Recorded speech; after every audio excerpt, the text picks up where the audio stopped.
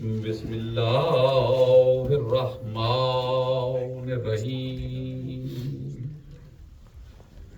الحمد للہ وکفی وسلام علی عبادہ الذین اصطفی خصوصا علی ابی القاسم محمد المصطفی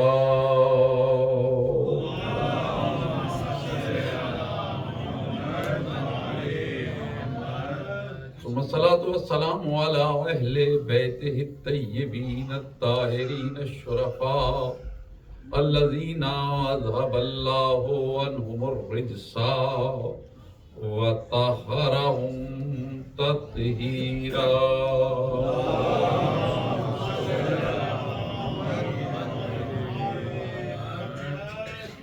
ولعنة الله على أعدائهما من يومنا هذا إلى يوم الجزاء.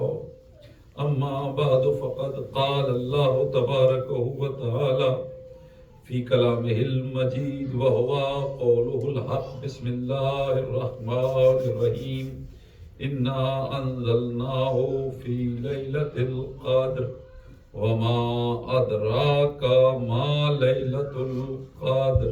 صلوات علیہ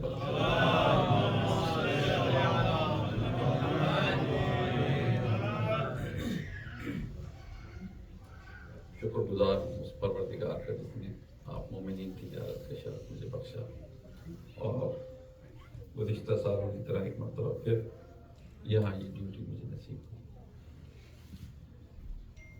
مسلسل جو گفتگو پچھلے سالوں میں بھی ہوئی اس میں تھوڑا تھوڑا سا بنیاد سے لے کے چلنے کا عادی ہوں. تعارف جناب سیدہ کے حوالے سے گفتگو ہوتی رہی. کچھ لوگوں کے ذہنوں میں ہوتی ہے کچھ بھول جاتے ہیں لیکن میری ذمہ داری ہے میں یاد رکھتا ہوں کہ پچھلے سالوں میں کیا پڑھا جاتا اور اس کو اس طرح سے آگے بڑھایا جائے کہ اگر کچھ پچھلا تعین ہو چکا ہو تو بچوں کے ذہنوں میں کچھ نئی باتیں پہنچے. اور بزرگوں کو مجھے سبق سنانا ہوتا ہے دعائیں لینی ہوتی ہیں. اس سے پہلے کہ میں بات کو باقاعدہ جناب سیدہ کے حوالے سے شروع کروں ایک بات یاد رکھیے. ہمارے مذہب میں ایسی بہت سی شخصیات ہوئی جن کو ہم پہچان نہیں سکتے. ایک دو نہیں ایسی بہت سی شخصیات ہیں جن کا تعارف ہمیں کرایا نہیں گیا کما حق ہو. دین کی بنیادی ضروریات جو ہمیں دی گئی کہ 1,24,000 انبیاء پہ آپ ایمان رکھیں لیکن اس کے ساتھ 1,24,000 انبیاء کے نام نہیں بتائے گئے. کافی ہے کہ 1,24,000 انبیاء پہ ایمان آ جائے ٹھیک ہے کیونکہ فرما دیا گیا 1,24,000 ہیں تو مان لیجیے. اسی طرح ان نبیوں کے علاوہ بھی بہت سی شخصیات ہیں جو شروع سے کہیں نہ کہیں سے چلی آ رہی ہیں. مثال دوں آپ کو میں ایک جناب خضر علیہ السلام ایک شخصیت ہے. چونکہ جناب موسیٰ کے حوالے سے ان کا ذکر آ گیا اس لیے تھوڑا سا تعارف ہو گیا لیکن کما حق ہم جناب خضر کو نہیں جانتے نہ ہم انہیں پہچانتے. ہمارے لیے اتنا ہی کافی ہے جتنا بتا دیا گیا. ٹھیک اسی طرح جب ہم اور قریب بھی جناب خضر پرانی باتوں میں آتے نہیں تو ہسٹری بہت پرانی ہے جناب موسیٰ کے دور کی باتیں لیکن 3,000 سال سے بھی پرانی باتیں.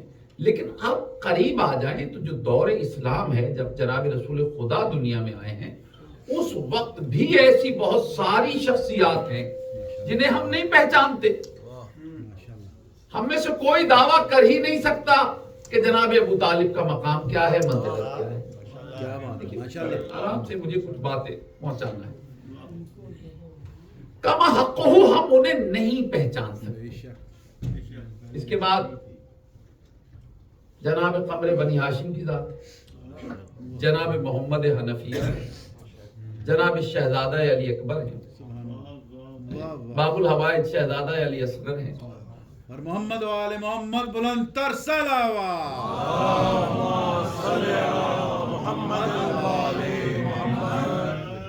ذرا آمادہ ہو جائیں تو میں وہ باتیں کروں جو ذرا تھوڑی سی ضروری ہے، کیونکہ مجھے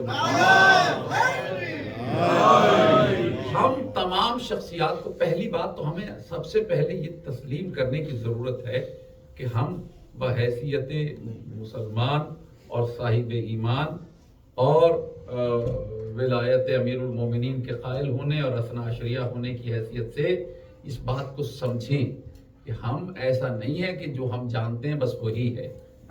کتنے ہی پردے ہیں جو کتنی ہی شخصیات پہ پڑے ہم انہیں نہیں جانتے. ان میں وہ شخصیت جس کا نام جناب سیدہ طاہرہ صلوات اللہ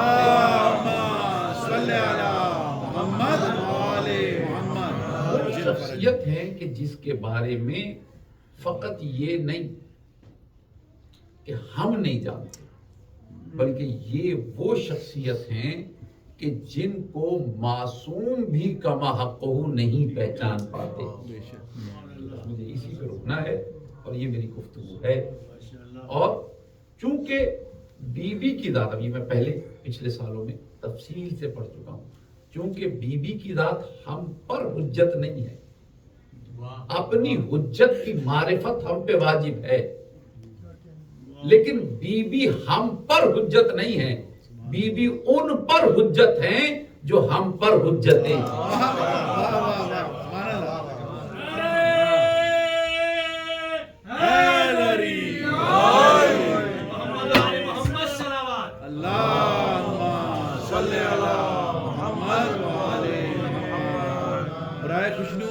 یوسف زہرا بلند سے بلند تر صلوات.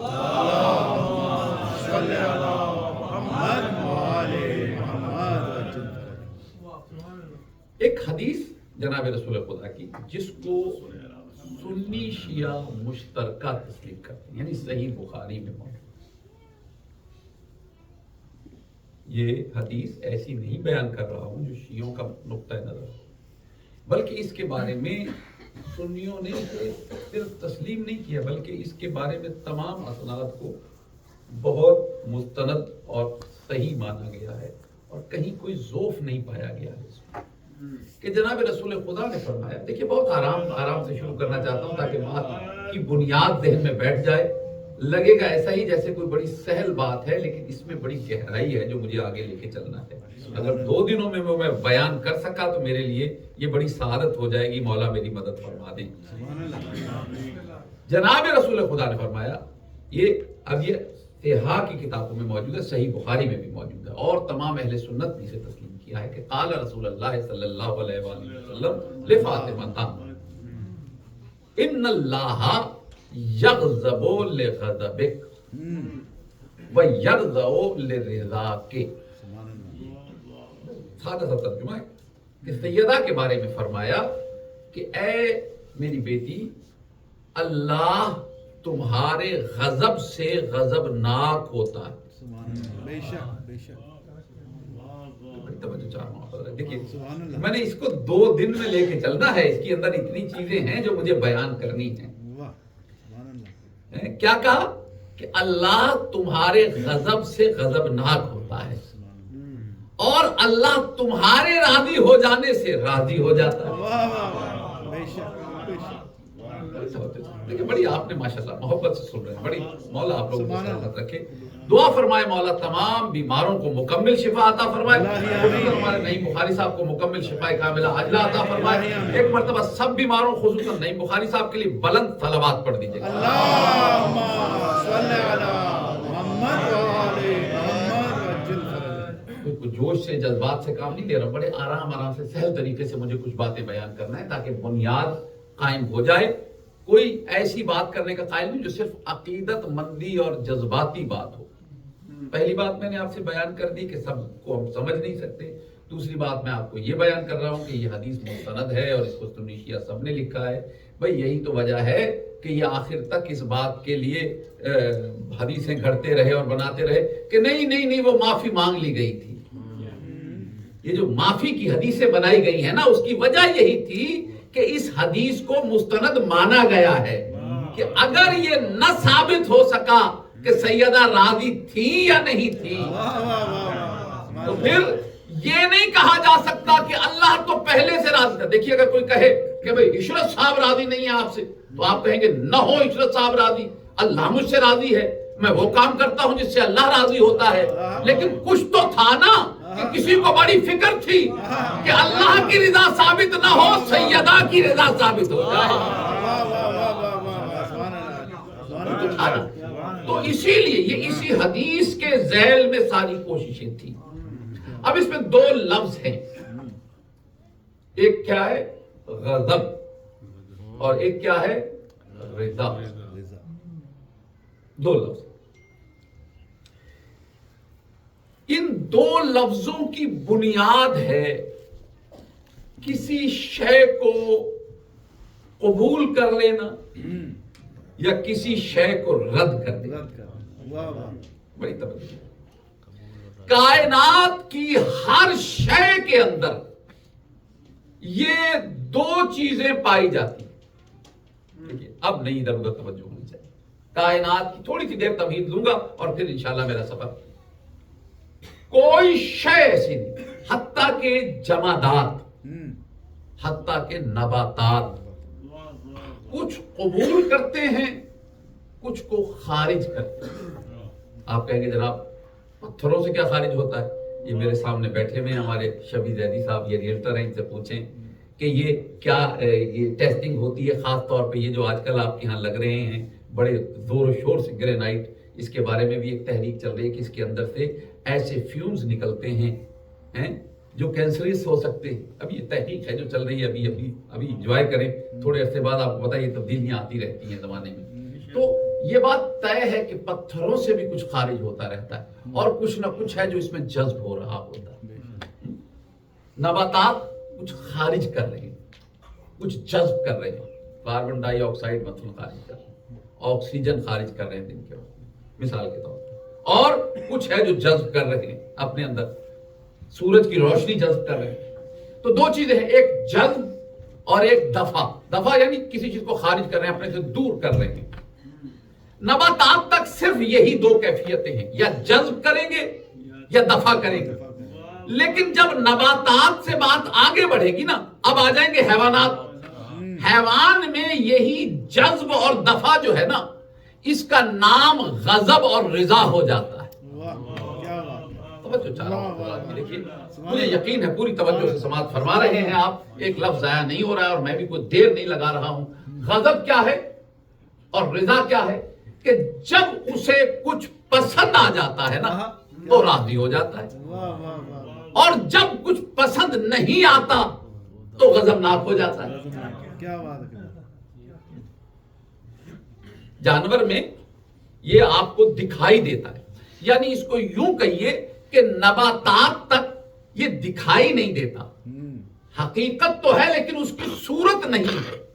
لیکن جب یہ حیوانات میں آتا ہے نا تو اس کی صورت بن جاتی ہے, یعنی آپ کو دیکھ کے پتا چل جاتا ہے کہ یہ غصے میں ہے یا راضی ہے. جو پالتے ہیں نا پیٹس کو, انہیں پتا ہے, وہ اس چیز کو سمجھتے ہیں کہ جانور کی رضا بھی دکھائی دے جاتی ہے اور حیوان کی کا غضب بھی دکھائی جاتی ہے, یعنی ان کی صورت ہے. غضب کی بھی صورت ہے, رضا کی بھی ایک صورت ہے, ایک شکل ہے جو دکھائی دیتی ہے.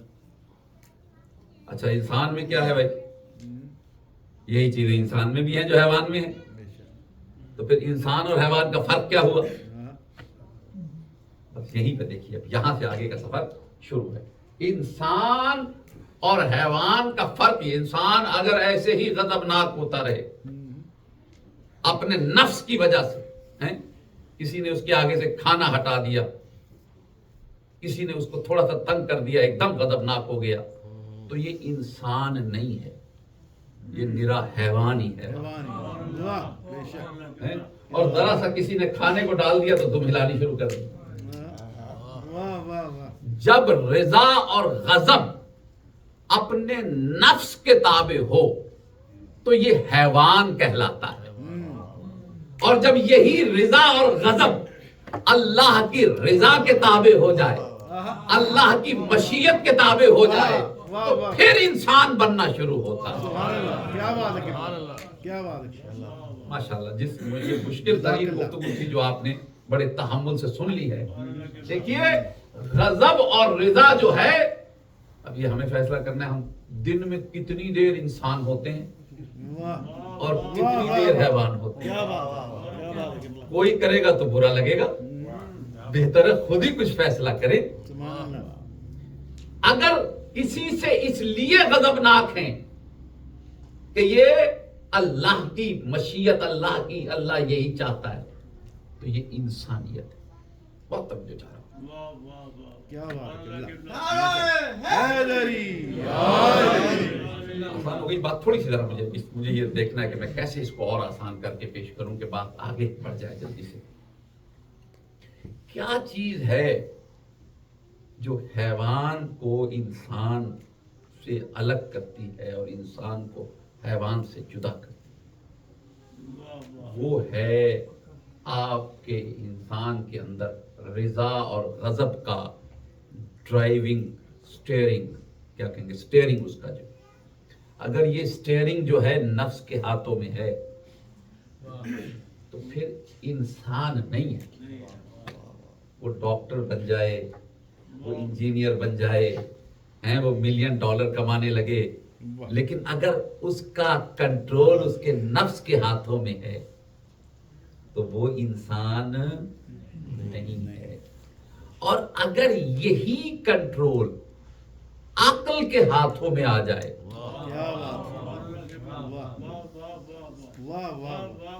اگر یہ دیکھیے ذرا تھوڑا سا ذرا میرے ساتھ رہیے گا کیونکہ یہ اب ایسے موضوع ہے کہ عقل ایک علیحدہ موضوع ہے. عقل پہ میں نے ایک جگہ اشرا پڑھا ہے کہیں پہ.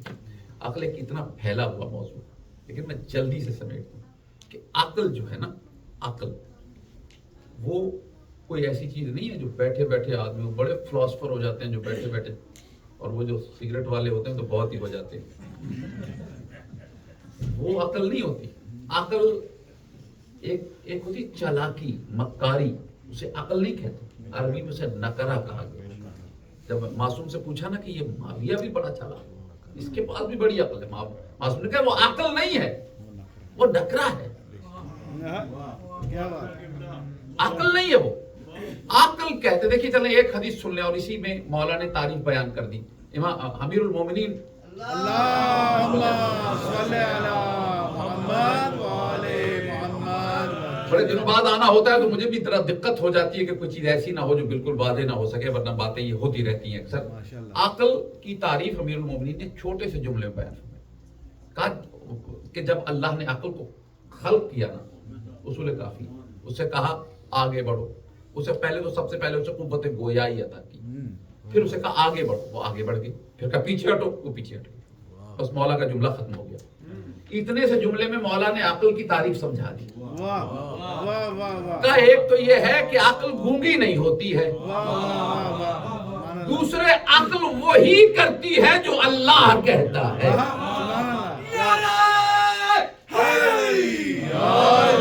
کہا آگے بڑھو تو بڑھ گئی، اور جہاں کا پیچھے ہٹو تو بڑھ گئی.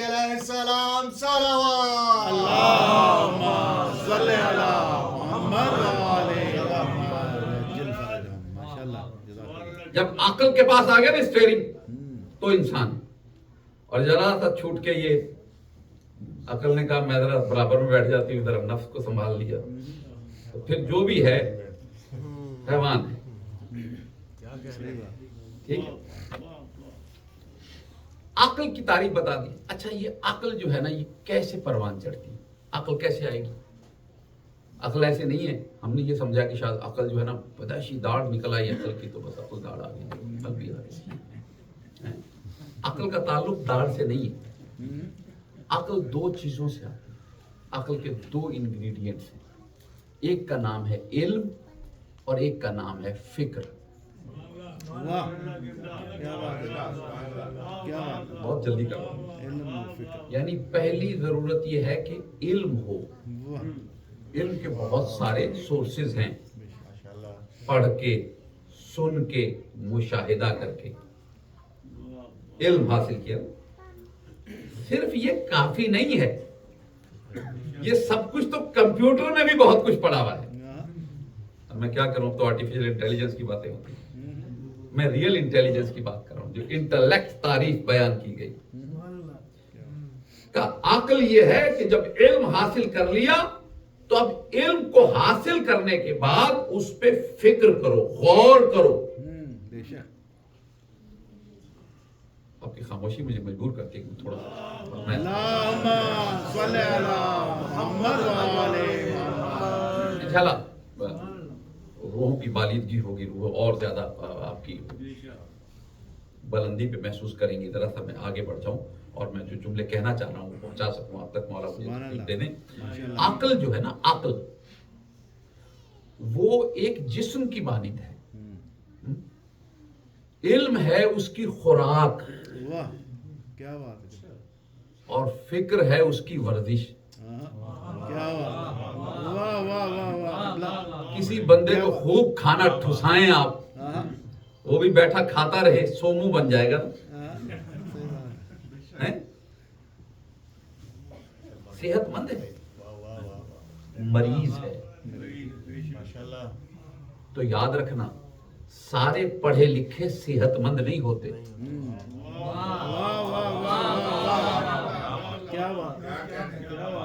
قرآن نے کہا ہے بھائی، یہ میں کوئی کسی پہ طنز نہیں کر رہا ہوں نہ کوئی بات، یہ قرآن نے کہا ہے کہ کچھ لوگ ایسے ہوتے ہیں جیسے گدھے پہ کتابیں لاد دی جائیں. یعنی انہوں نے پڑھا ہوا تو بہت ہے، غور نہیں کیا، فکر نہیں کی. اسی لیے آپ کے 11ویں امام کا قول ہے اللہم صلی علی محمد وآلہ محمد. مولا نے فرمایا یاد رکھو افضل العبادت الفکر. کیا بات ہے. سب سے بڑی عبادت جو ہے وہ غور کرنا ہے، فکر کرنا ہے. بے شک. یہ فکر وہ پریشانی والی فکر نہیں ہے، یہ فکر ہے جو علم حاصل ہوا ہے اس علم کو آگے بڑھانا، اس میں اضافہ کرنا.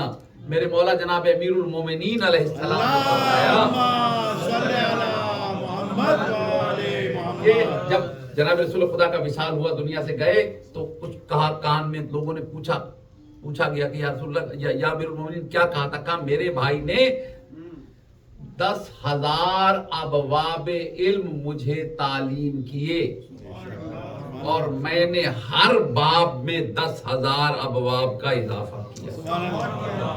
نعرہ حیدری. ہمیں سمجھایا جا رہا ہے نا، ہمیں سمجھایا جا رہا ہے کہ جو مل گیا ہے بس اسی کو لے کے نہ بیٹھے رہو، اس پہ غور کرو تاکہ بات اور آگے بڑھے. غور اور فکر، یہ فکر ہے جو عقل کو پروان چڑھاتی ہے. کیا بات. جب خوراک بھی کھا لی، اب ورزش کرے، ایکسرسائز کرے.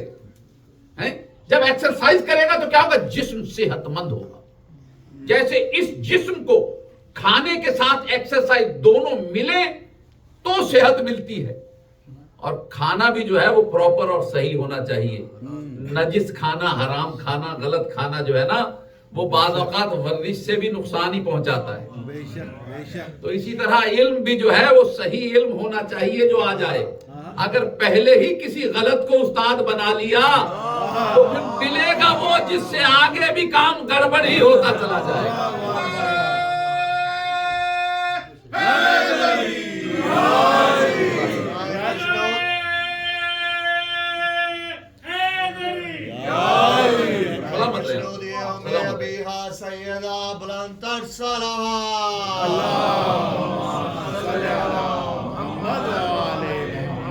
عقل، میرا خیال ہے ہو گئی، تھوڑی واضح ہو گئی بات. عقل جو ہے وہ پروان چڑھے گی جب علم آئے گا اور جب فکر ہوگی. اب ہم جتنا مرضی دعوے کر لیں، پہلی بات تو یہ ہے کہ دنیا میں جب آئے تھے تو عالم تھوڑی تھے. کیا بات. آ کے علم حاصل کرنا شروع کیا، پھر سوچنے کے قابل ہوئے، فکر کرنے کے قابل ہوئے، پھر فکر بھی کی، سوچا بھی، غور بھی کیا، تو تھوڑی تھوڑی عقل پروان چڑھنے لگی. ٹھیک، دروازہ بھی اچھا مل گیا، جہاں سے علم بھی اچھا مل گیا. کیا بات. غور کیا اس پہ ہم نے، اور ہم تھوڑی سی عقل آنے لگی.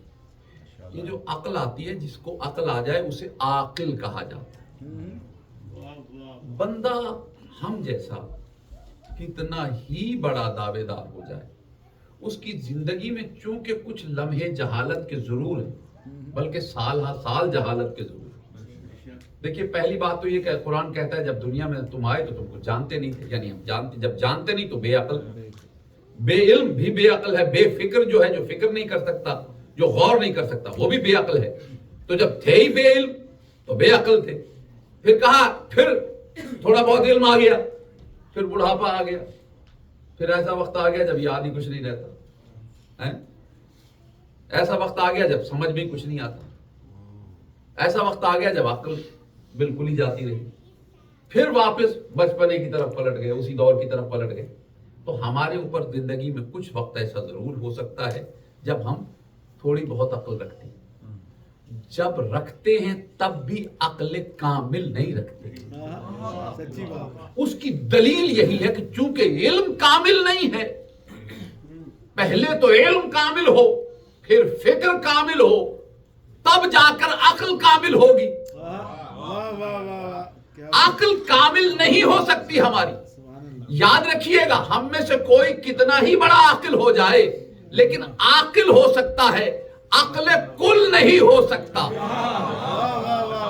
عقل کل اسی کو کہا جا سکتا ہے جس کے لیے قرآن گواہی دے کہ یہ میرا نبی کچھ بولتا ہی نہیں، ما ینطق عن الہوا ان ہوا الا وحی یوحا، اس کے ہر عمل کے پیچھے وہ علم ہے جو ہم نے اسے وحی کے ذریعے عطا کیا۔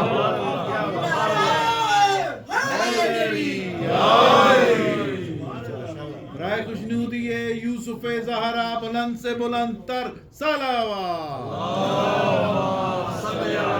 محمد والے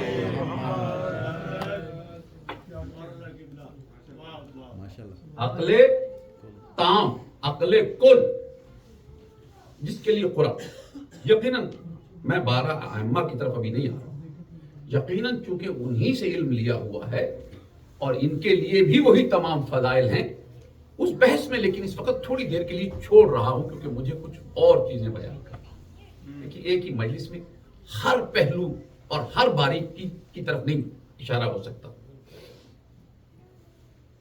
عقل سے جو بنتا ہے وہ عاقل ہوتا ہے۔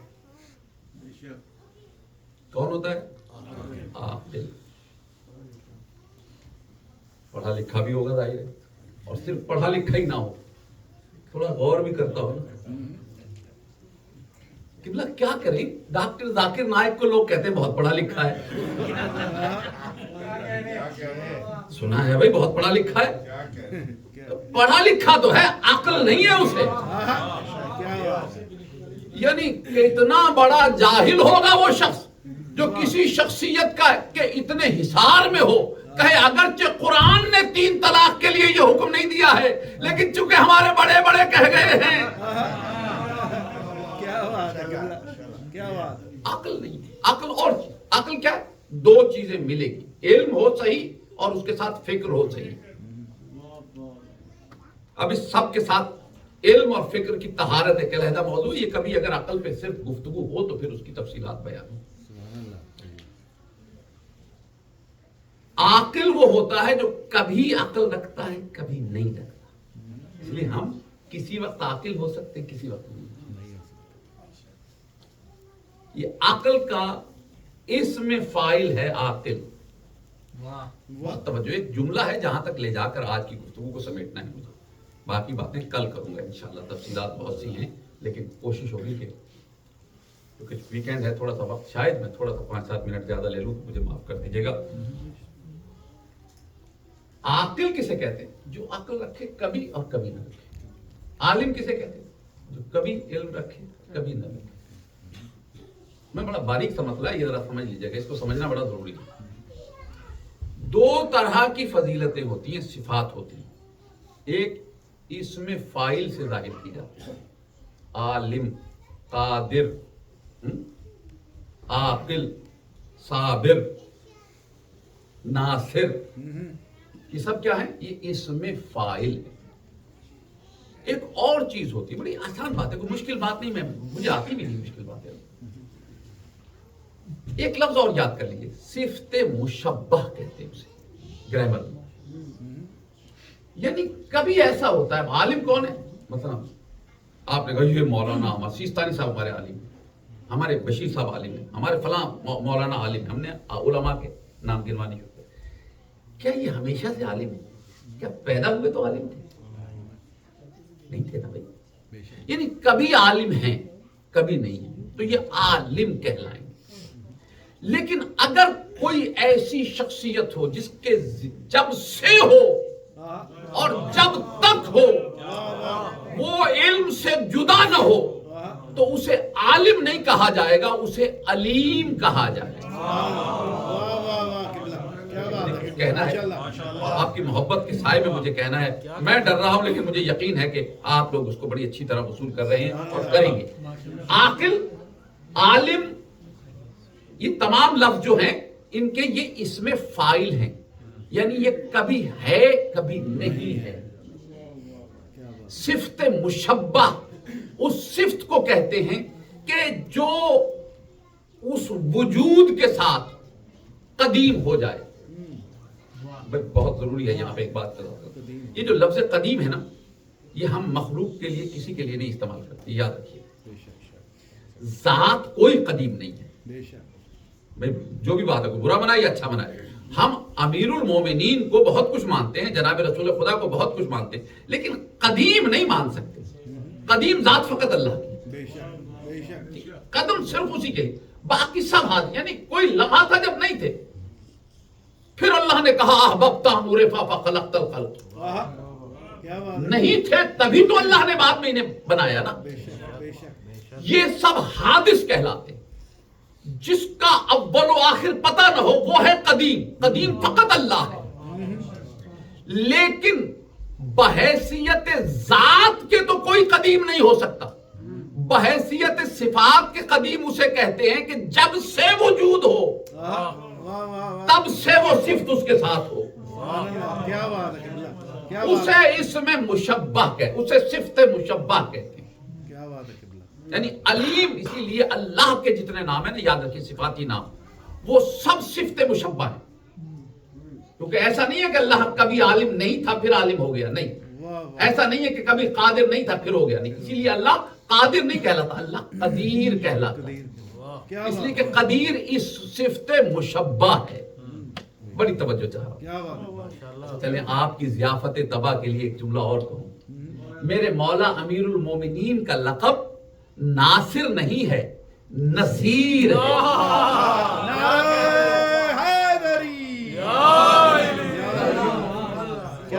قرآن میں ہے، یہ قرآن میں ہے. رب ادخلنی، قل رب ادخلنی مدخل صدق. اللہ نے کہا میرے حبیب دعا مانگ، قل رب ادخلنی مدخل صدق واخرجنی مخرج صدق واجعل لی من لدنک سلطانا ناصرہ نہیں، نصیرہ. سلطان النصیرہ، بلند سے بلند تر صلوات.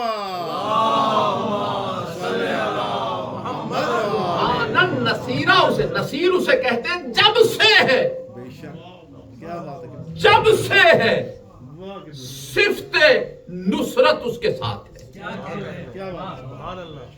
کوئی لمحہ ایسا ہے ہی نہیں جب یہ صفت اس کے ساتھ نہ ہو. کوئی لوگ کہیں گے نہیں جی دیکھیں یہ تو نہیں کہ جناب امیر ہر وقت کسی کی مدد کر رہے ہوتے. تو صفت کا یہ مطلب نہیں ہوتا کہ ہر وقت اس صفت کا اظہار بھی کیا جائے.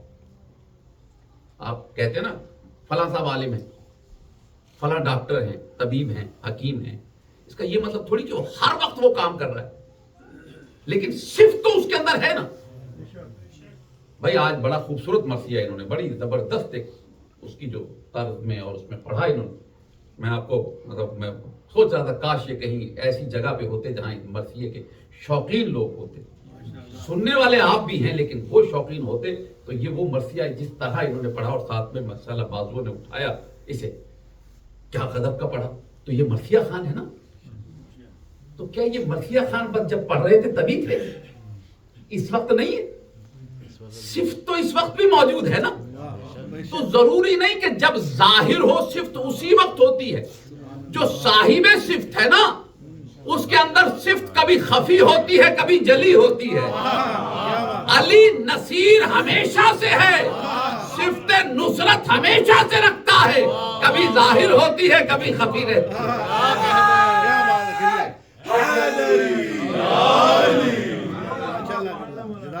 मोहम्मद वाले मोहम्मद सल्लल्लाहु जिस लफ्ज तक लाना चाह रहा हूं, क्योंकि मेरी गुफ्तगू का जो मौजू है, मैं अपने मौजू से हटता नहीं, आप लोग माशाल्लाह आमादा हो गए। इसी तरह से जो अक्ल रखता है ना हम में से, वो आकिल कहलाता है। लेकिन इस घराने में एक बीबी ऐसी है जिसको अकीलाए बनी हाशिम कहा जाता है। برائے خوشنودی عقیلہ بنی ہاشم بلند سے بلند تر صلوات اللہم صلی علی محمد وآلِ محمد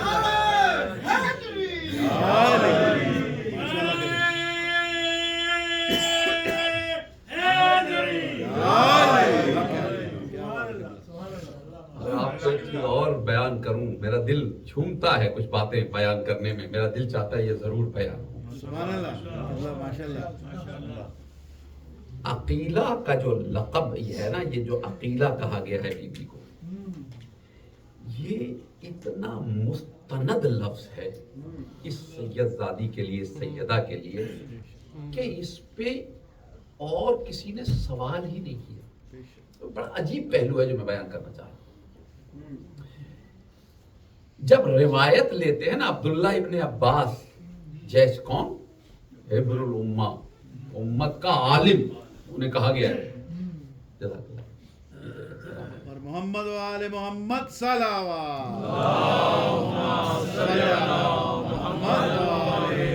وہ کہتے ہیں حدثنا عقیلتنا، عقیلہ چونکہ بنی ہاشم سے ہے نا، کہ ہماری عقیلہ نے ہم سے کہا۔ اچھا بھئی ایک بات بتایا آپ نے، یہاں پہ اگر کوئی کہے کہ بھائی سوز خان کون ہے، کتنے ہی سوز خان، اور منقبت خان کون ہے، کتنے ہی لوگ بیٹھے۔ کوئی باہر جائے وہ کہے بھائی کس سے تم سن کے آئے ہو کہ آج مجلس ہوئی تھی، کس نے پڑھی ہو؟ کہ جی عشرت صاحب نے کہا۔ کس نے کہا تمہیں؟ کہا وہ منقبت خان نے کہا۔ تو سوال کرے گا منقبت پڑھنے والے تو ڈھیر سارے ہیں، کس نے کہا؟ کرے گا کس نے کہا؟ لیکن کبھی ایسا ہوتا ہے کہ کسی ایک شخصیت کی اتنی شہرت اس کے لقب کے حوالے سے ہوتی ہے کہ مثال کے طور پہ آپ نے کہا کہ مجھے مولانا نے کہا ہے کہ ایسے نہیں کرنا، تو فوراً سمجھ جائے گا کہ اچھا قاصد صاحب نے کہا ہے۔ یہ جو قاصد صاحب کا دماغ میں نام آ گیا نا فوراً، یہ بتا رہا ہے کہ اس کمیونٹی کے اندر سوائے قاصد صاحب کے کسی کو مولانا نہیں سمجھا جاتا ہے۔ کیا بات ہے، کچھ کہنا چاہ رہا ہوں، اللہ جانے بچوں کی سمجھ میں آ جائے، بزرگ مجھے دعائیں دیتے ہی ہیں۔ کہا یہ جب کوئی کسی کو صرف لقب سے یاد کرے اور اس کے بعد نام بتانے کی ضرورت نہ پڑے، تو اس کا مطلب ہے وہ اتنا مشہور لقب ہے کہ اب اس کے بعد نام کی حقیقت میں ضرورت ہی نہیں ہے۔ تو حدیث کی کتابوں میں جب عبداللہ ابن عباس سے یہ روایت آئی ہے نا کہ حدثنا عقیلتنا، تو اس کے بعد جناب زینب کا نام نہیں لیا گیا ہے۔ سارا مدینہ، سارے حدیث والے جانتے ہیں کہ جب عقیلتنا کہتے ہیں تو کوئی اور نہیں، زینب بنت علی مراد لی جا رہی ہوتی ہے۔ اللہم صلی علی محمد وآل محمد وعجل فرجہم۔ کیا بات ہے قبلہ، چلے ایک اور پہلو سنیں اس کا۔ ماشاءاللہ۔ ایک تو یہ سن لیں ذرا سا یہ جملہ، کچھ باتیں ہیں جو ہم ممبر سے کرتے ہیں، میں بھی ان میں گناہ گار ہوں، سب شامل ہو جاتے ہیں، ایک چیز روش چل پڑتی ہے، اس طرح سے بیان کیا جاتا ہے جیسے جناب زینب گھر میں تھی، لیکن حقیقت یہ ہے کتابوں کی کہ جناب زینب بی بی کے ساتھ دربار میں آئی جب بی بی نے خطبہ دیا۔ اور ابھی اگر آپ کا دل چاہے تو چیٹ جی پی ٹی کر لیں، گوگل کر لیں، جگہ ڈھونڈ لیجیے گا، خطبہ جناب سیدہ کی جو راویہ ہے نا وہ جناب زینب ہے۔ بھئی اس بات کو ذرا لطف بھی لیجیے گا اور اس کو سمجھ کر بی بی کے مقام کو پہچانیے گا۔ سبحان اللہ۔ زیادہ سے زیادہ 6 برس عمر بنتی ہے، 6 year old، جناب زینب میں یہ باتیں اس لیے کر رہا ہوں، میں نے آپ شروع میں بات کی کہ ہم کچھ شخصیات کو پہچان نہیں سکتے ہیں، ہم کہتے ہیں نہ امام ہیں، نہ نبی ہیں، نہ 14 معصوموں میں شامل ہیں، نہ پنجدن پاک کی اس چادر کسا کے نیچے آئی ہیں، بی بی کی چادر کے نیچے بھی نہیں آئی ہیں، تو پھر نہیں ہیں، صحیح ہے ساری باتیں، لیکن اس کے ساتھ یہ بھی ایک حقیقت قاہرہ ہے جو بتا رہا ہوں کہ یہ وہ بی بی ہیں جنہوں نے جس خطبے کو علماء نے کہا ہے فصاحت و بلاغت سے بھرا ہوا خطبہ ہے جو بی بی نے دیا، بے شک بے شک بے شک، اس خطبے کو دنیا کے اندر روایت جو کیا ہے وہ اس نے کیا ہے جو 6 سال کی عمر میں ساتھ تھی، سبحان اللہ، واہ واہ واہ قبلہ، بے شک 6 سال کی عمر، یعنی اس پورے خطبے کو آگے روایت جو دے رہی جو راویہ ہے کیا ان کی، بات ہے، وہ ہے جس کی ظاہری عمر 6 سال ہے۔ سبحان اللہ قبلہ، برائے خوشنودی عالم غیر معلمہ بلند سے بلند تر صلوات، اللہم صلی علی محمد وآل محمد، کیا بات ہے قبلہ۔ میں نے یہ لفظ عقیلہ پہ لا کے گفتگو اس لیے ٹھہرائی ہے تاکہ میں یہ کہہ سکوں، میں یہ بیان کر سکوں کہ جناب زینب جو عقیلہ ہے، جو عقیلہ ہے، آپ نے عالمہ غیر معلمہ ہے، جو عالمہ غیر معلمہ ہو نا اس کا علم دنیا میں آ کے نہیں آیا ہوتا، بے شک بے شک بے شک، کیا بات، کم سے کم 1 گھنٹہ بولنے کے لیے کہا جائے تو میں اس عالمہ غیر معلمہ کی شرح کرنے کی سبحان اللہ، کیا بات ہے قبلہ، وہ دنیا میں آ کے عالمہ غیر معلمہ نہیں ہو سکتا کوئی، ٹھیک ہے، اور جسے وہ سکھاتا ہے نا اسے سکھا کے بھیجا کرتا ہے، واہ واہ واہ قبلہ، کیا بات، کب سے ہے کب تک ہے کوئی، جس کو جب کہہ دیا عقیلہ تو اس کا مطلب ہے علم بھی تام ہے، سبحان اللہ قبلہ، عقل بھی تام ہے، بہت توجہ چاہو، یعنی اب آپ آئیے فضائل کی طرف، ظاہراً نہ پنجے تن پاک میں شامل ہے، نہ یطہرکم تطہیرا میں ظاہراً نہیں شامل، آپ حدیث کتاب بھی سنی ہوگی آپ نے، جناب زینب کا ذکر نہیں ہے اس میں، ٹھیک ہے، کوئی روایت نہیں ہے کہ جب آتی تھی تو جناب امیر المومنین اٹھ کے کھڑے ہو جاتے تھے یا رسول خدا اٹھ کے کھڑے ہو جاتے تھے، بھائی جس کی بیٹی عقیلہ ہو، کیا بات ہے قبلہ، اللہ، اس کی ماں کا کیا مقام ہوگا، واہ واہ واہ واہ، اس کی عقل کا کیا مقام ہوگا کہ جس کے لیے کبھی رسول اٹھ کے کھڑے ہوتے ہو، کبھی ملائکہ آ کے ٹھہر جاتے ہو، کبھی اللہ سلام بھیجتا ہو، صلوات ذرا محمد والے اللہم صلی علی محمد وآل محمد وجل فرجہ، حیدری آئی، کیا بات ہے، یعنی اس بیوی کا کیا مقام ہے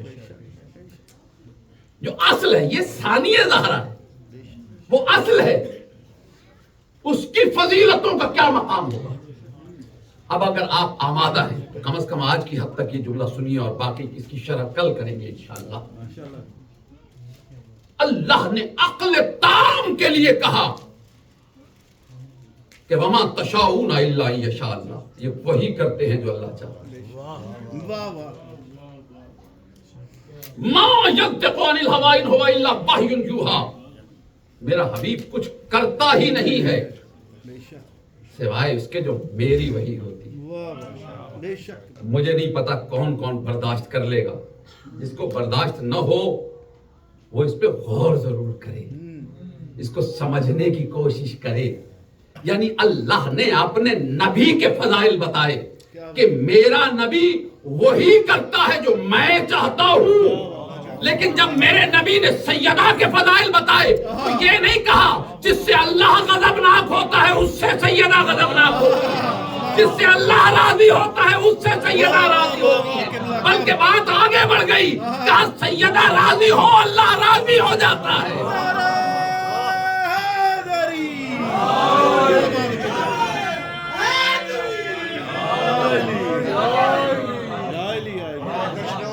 مالک یوم الدین سیدہ طاہرہ صلوات، اللہم صلی علی محمد وآل محمد، ماشاءاللہ قبلہ،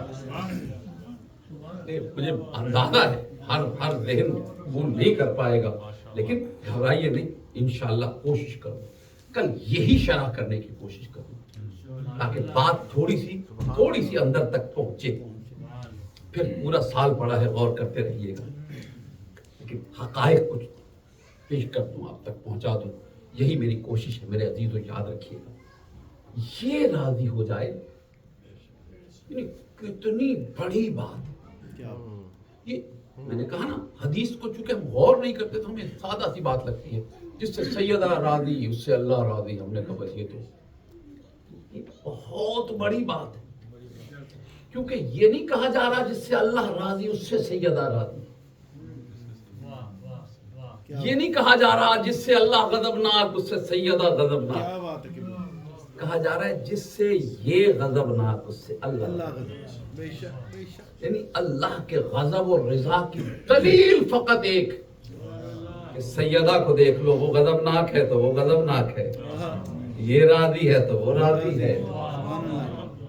کیا منزل ہے قبلہ. اگر تفصیل سے پڑھوں تو بہت وقت لگے، بہت ساری باتیں اشارے کر کے چلا جاؤں. یاد رکھیے، اللہ نے کوئی شے ایسی پیدا نہیں کی جس کا نام نہ رکھا.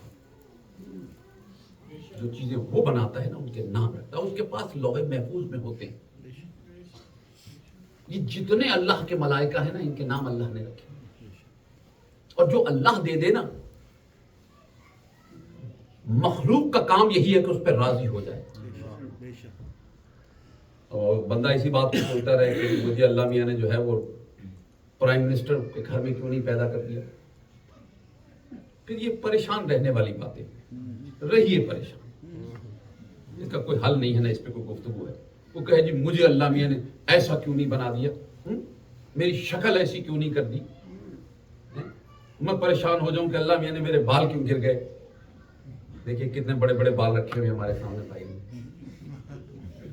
یہ چیزیں ایسی ہوتی کہ اس میں جو اللہ نے دے دیا اس پہ ہر کسی کے لیے. اسی طرح سے ملائکہ کے اسماء ہیں، ملائکہ کے اسماء ہیں کہ جو اللہ نے دے دیا اس پہ وہ راضی. ملائکہ تو ہے ہی وہ مخلوق جو سوائے اللہ کی رضا کے کچھ کرتے ہی نہیں. یہ بات مستند ہے بین الفریقین، کوئی سنی شیعہ اختلاف نہیں ہے کہ ملائکہ سوائے رضا الہی کے کچھ نہیں کرتے، سوائے تعمیل حکم الہی کے کچھ نہیں کرتے. لیکن میں کیا کروں، وہی ملک جب سیدہ کے دروازے پہ آ جائے اور سیدہ نے گزشتہ رات کہہ دیا ہو کہ کل درزی کپڑے لائے گا، تو پھر وہ نام نہیں لیتا جو اللہ نے رکھا ہے، وہی نام لیتا ہے جو سیدہ نے رکھا ہے.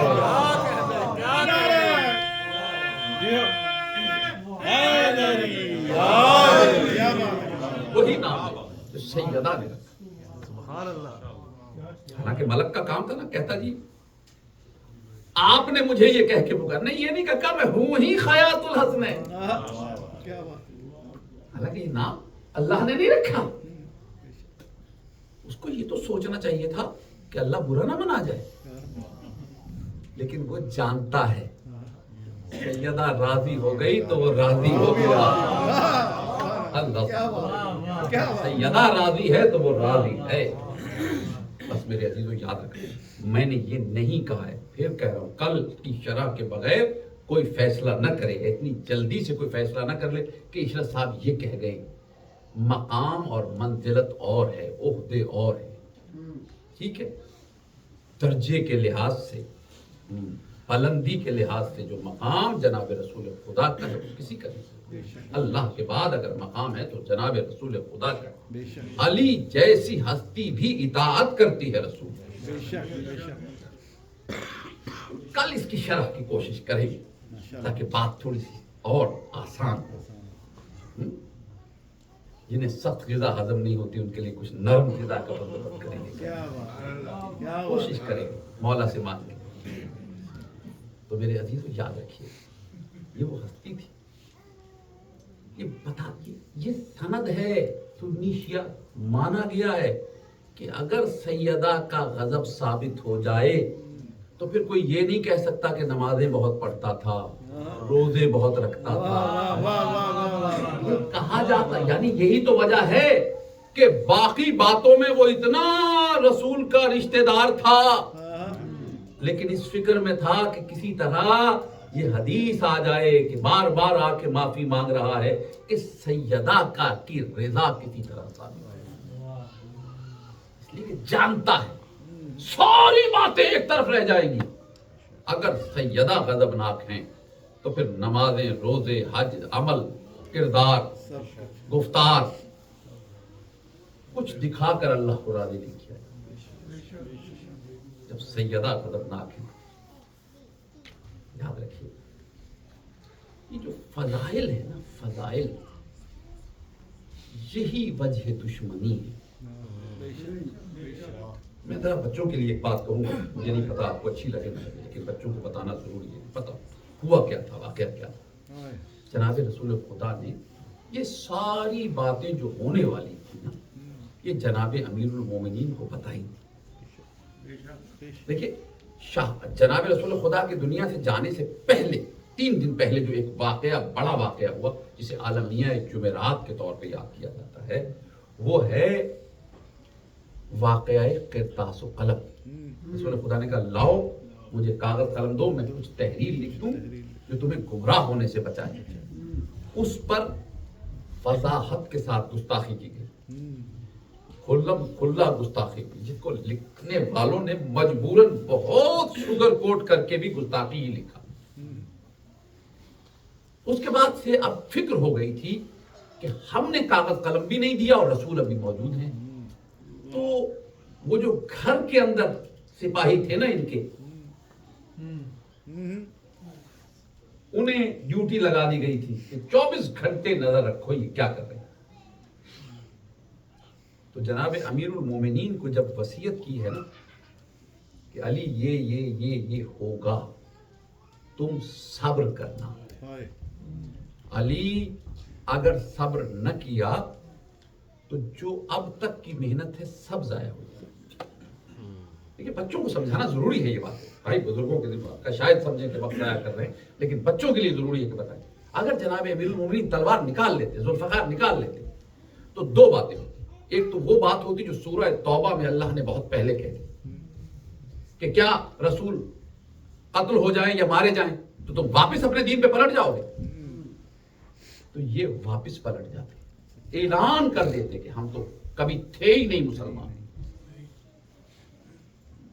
ایک بات. دوسری بات، علی اگر تلوار کے ذریعے سے حکومت بنا لیتے، قیامت تک کے لیے یہ سنت امیر المومنین بن جاتی کہ جو زیادہ طاقتور ہو وہ حکومت بنا لے. دیکھیے علی قیامت تک دین کا بندوبست کر رہے تھے، اس کے لیے قربانی دے رہے، اس کے لیے اثار چاہیے، اس کے لیے برداشت چاہیے، صبر چاہیے. وہ جو وصیت کی گئی وہ کسی ملونہ نے سنی اور اس نے اپنے ابا کو بتائی اور وہ باہر آ گئی خبر.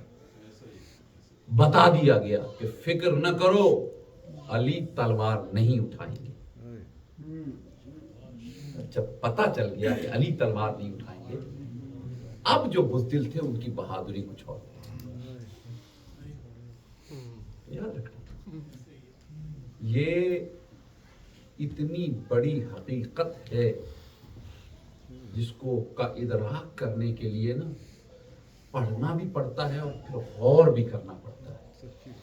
ہم مظلومیت کربلا پہ بہت روتے ہیں، یقیناً حسین بہت بڑا مظلوم ہے، لیکن یہ یاد رکھیے گا کائنات کا سب سے بڑا مظلوم آپ کا اور میرا مولا امیر المومنین ہے.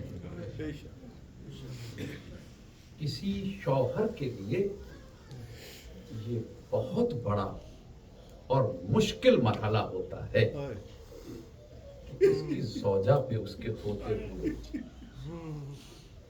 کوئی ظلم کرے. یہ ایک بڑا نازک مسئلہ ہے جو بیان کر رہا ہوں. علی جیسی ہستی، لیکن یہاں صبر ہے. یہ وہی مظاہرہ صبر ہے جس کی ایک مثال کربلا میں قمر بنی ہاشم نے دکھائی. قمر بنی ہاشم حسین کے حکم پہ خاموش بیٹھے, علی رسول خدا کی وصیت پہ خاموش بیٹھے. آپ لوگ متوجہ, مولا آپ لوگوں کو سلامت رکھے. ایسا نہیں ہے کہ رسول خدا نے بتائی, قدر بتا, یعنی فضائل اور فضیلت جناب سیدہ جس قدر بیان کی ہے, جس قدر کھل کر بیان کیے ہیں, اتنے کچھ بھی فضائل کسی کے بیان نہیں. یعنی ایک دو دن کا تو مرحلہ نہیں, اس کے لیے تو لکھا اذا دخل فاطمہ, جب بھی آتی تھی سیدہ رسول اٹھ کے کھڑے ہو جاتے. یہ کیا ہے, مقام سیدہ بتایا جا رہا ہے. ایک عجیب سی روایت ہے. ایک دن جناب رسول خدا سیدہ کے دروازے پہ آئے. رسول خدا سیدہ کے دروازے پہ آئے, سیدہ نے مصلی عبادت پہ قدم رکھا. رسول خدا نے اندر آنے کے لیے آواز دی, دوڑ کے جناب فضہ دروازے پہ آئی. یا رسول اللہ اندر تشریف لائیے. کہا فضہ یہ بتاؤ خود کہہ رہی ہو یا میری بیٹی نے اجازت دی ہے؟ عارفہ آل محمد ہے نا, ایسا نہیں ہے کہ فضہ نے سمجھنے میں دیر لگائی, بس فوراً گردن جھکا دی, آنکھوں سے آنسو ٹپکے. یا رسول اللہ شہزادی اس وقت مصلی عبادت پہ. کہا فضہ جا کے انتظار کرو, جب میری بیٹی مصلی عبادت سے عبادت کر کے فارغ ہو اس سے پوچھنا بابا دروازے پہ کھڑا ہے, اجازت ہو تو اندر آ جائے. یہ دروازہ جو تھا نا کسی گلی میں نہیں تھا زہرا کا, مسجد کے اندر تھا. جتنی دیر رسول کھڑے رہے ہوں گے وہ جو مسجد میں بیٹھے تھے وہ دیکھ رہے تھے. مقام سمجھایا جا رہا ہے. جناب فضا آئی, سیدہ کے پیچھے کھڑی ہو گئی, آنکھوں سے آنسو ٹپک رہے. سیدہ نے نماز مکمل کی, سلام پھیرا. فضا ایسے کیوں کھڑی ہو, کیا ہوا؟ بس اسی طرح آنکھوں میں آنسو بھرے ہوئے کہا شہزادی رسول خدا دروازے پہ کھڑے ہیں. فضا اندر نہیں بلایا؟ بی بی کیسے بلاتی, وہ کہہ رہے ہیں جب تک آپ اجازت نہیں دیں گی وہ اندر نہیں آئیں گے. میں کیسے کہوں کیسے نالین سنبھالی ہوگی زہرا. دروازے تک پہنچی کسی نہ کسی طرح تیز چلتے ہوئے, ایک مرتبہ پردہ ہٹا کے کہا بابا اندر تشریف لائیے. جناب رسول خدا اندر آئے. ابھی صحن میں چند قدم چلے تھے یا سیدہ نے شکوہ کیا, بابا کوئی باپ بھی بیٹیوں کے گھر آنے کے لیے اجازت مانگتا ہے. کہا زہرا, رک گئے رسول خدا, آپ جانتی ہیں میری بیٹی میں اللہ کا نبی ہوں, اللہ کا رسول ہوں, میں اس کی وحی کے بغیر کوئی کام نہیں کرتا ہوں. زہرا جب میں آپ کے دروازے پہ آتا ہوں مجھے اللہ کا حکم یہی ہوتا ہے کہ میرے حبیب اگرچہ مجھے تجھ سے زیادہ پیارا کوئی نہیں ہے لیکن جس دہلیز پہ آیا ہے یہ زہرا کی دہلیز ہے.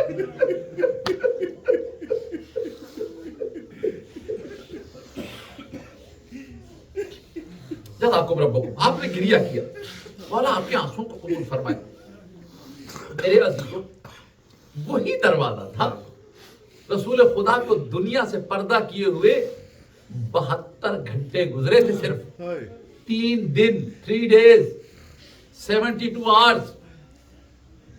یہ بھی اس لیے دیر ہوئی کہ اتنا ٹائم انہیں سقیفہ میں لگ گیا. سقیفہ سے نکل کے آئے ہیں زہرا کے دروازے پہ, اور ایسے ہی نہیں آئے, آگ اور لکڑیاں لے کے آئے ہیں.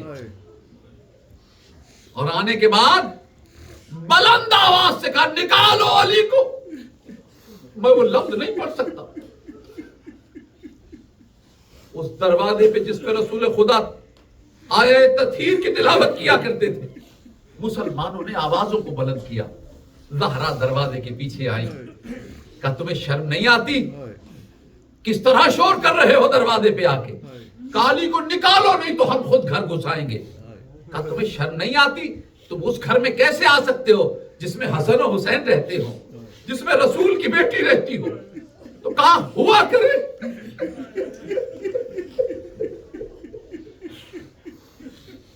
या ज़हरा, हिम्मत कर रहा हूँ, एक जुमला पढ़ना चाहता हूँ ताकि बच्चों को जरा पता चल जाए क्या वाकया हुआ था। ये इस मलऊन ने बुलंद आवाज से गुस्ताखी करनी शुरू की और कहा हम आग लगा देंगे। कहा तुम्हें शर्म नहीं आएगी, उस घर को आग लगाओगे जिसके दरवाजे पे रसूल खुदा के ठहरा करते थे। कहा ज़हरा पुरानी हो गई ये बातें, अली को निकालो, हमने अली से बैत ले ली है।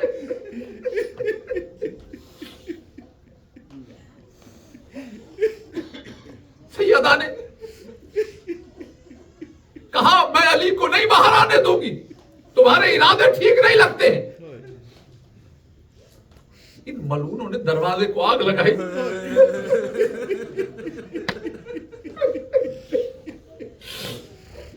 दरवाजा जलना शुरू हुआ। लकड़ियां जब जलती है ना तो चटकती है। दरवाजे की एक साइड से लकड़ी चटकी जरा सी जगह बनी। इस मलून ने इस जोर से तादियाना मारा जो सैयदा के बाजू पे लगा, जिसका निशान 95 दिन बाद तक बाकी रहा।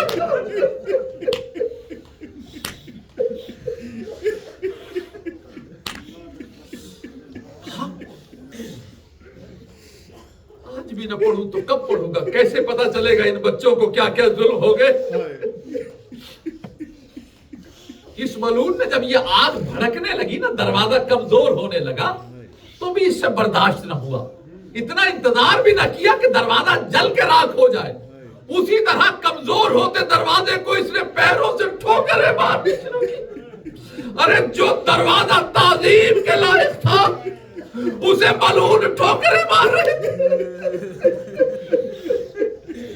ऐसे में इस मलून ने एक ऐसी ठोकर मारी कि दरवाजा सैयदा के ऊपर गिरा।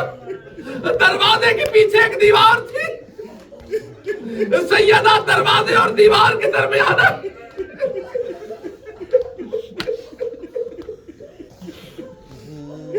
मैं न पढ़ता अगर मैंने अपनी आंखों से ये किताब में न पढ़ा होता।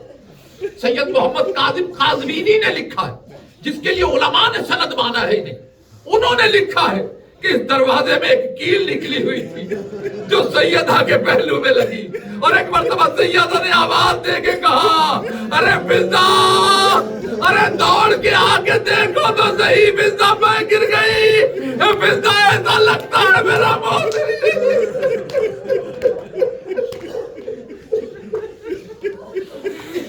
जनाकुम रब्बो, बस 2 जुमले सुन ले, खत्म कर दिया मैंने, क्योंकि मखसूस दिन है इसलिए पढ़ रहा हूं। नहीं पढ़ता हूं सारा साल इस तरह के जिक्र, इतनी तफसील से नहीं कर सकता मैं। दरवाजा कुछ जल गया था, कुछ बीबी पे गिर गया था। ये मलून उस गिरे हुए दरवाजे के ऊपर से होते हुए गुजरे और एक मर्तबा अली की गर्दन में रस्सियां डाली और घसीटते हुए नारे लगाते हुए, बुरा भला कहते हुए निकले। जब ये घसीटते हुए जा रहे थे तो एक मर्तबा सैयदा ने जनाब फिजा से सहारा लेके खड़ा होना चाहिए। ये अली को लेके जा रहे थे। जनाब ज़हरा ने कहा, अरे अली को कहां लेके जा रहे हो? अली को छोड़ो, अली को छोड़ो, नहीं तो मैं बद्दुआएं दूंगी। ये जनाब अमीरुल मोमिनीन को मदीने की गली में घसीट के चले। एक मर्तबा सैयदा पीछे पीछे चली। इस मलऊन ने खालिद इब्न वलीद को इशारा किया। इस मलऊन ने वो जो तलवार की म्यान होती है, जिसके अंदर तलवार थी, उससे सैयदा पे जुल्म शुरू किया।